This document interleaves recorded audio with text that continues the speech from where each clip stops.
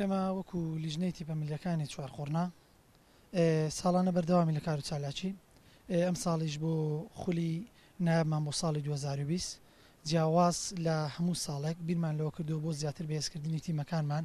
زیاتر دەرکەوتنی یاریزانەکانمان بە شێوەی فەردی بۆی بتوانین تیپەکان بەڕاستی ئیسفادە بکەن و زۆرترین یاری بکەن. بیرمان لەوە کردووە خولەکە بە شێوەی خاڵبەندی بکەین و یەک گروپە خاڵ کە لە حوتی پێکاتبوو هەر تیپەی 6 یاری خۆی ئەنجام دەدا. کۆی گشتی یاریەکان لە 21 یاری پێکاتبوو. لە کۆتاییدا تیپی وەرشی ماردین بە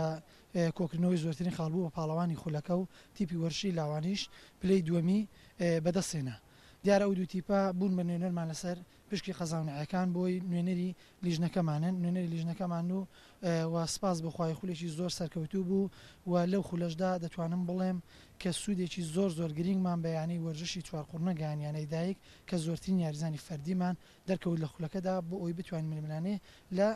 نادەکانی کوردستان بکەین. ئێمە وەکو تیپی وەرشی ماردین ئەو ساڵ لە خولی ژنەی تیپ میلەکانی چوارقوڕنا توانیمان پلەی یەکەم بەدەستبێنین لە کۆی حوتی بکە 6 یاریمان ئەنجامدا لەگەڵ هەرێک لە تیپەکان بەبێ دۆڕان توانیمان 16 خاڵ کۆ بکەینەوە و سواسی لیژنەی تیپ میلەکان دەکەین کە ئەم خولیان بۆ ئێمە کردوێتەوە هەموو ساڵێ ساڵ بە ساڵ باشترە و ئەو ساڵ کە بەم شێوە کراوەتەوە یەکەم جارە لە مێژووی ئەم شارەدا